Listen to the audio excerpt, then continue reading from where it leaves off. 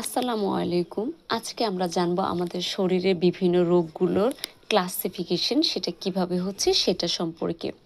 প্রথমে চলে যাই হেরিডিটারি। হেরিডিটারি যেটা সেটা জিনগত ডিফেক্টের কারণে হয়ে থাকে।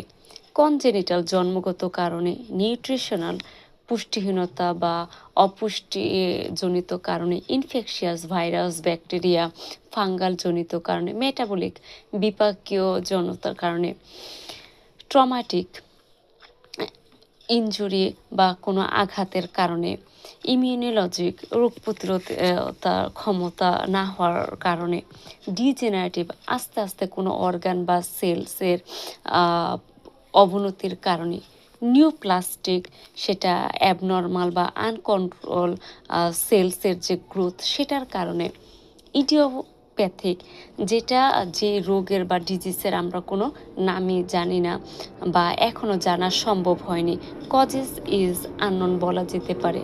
Thank you.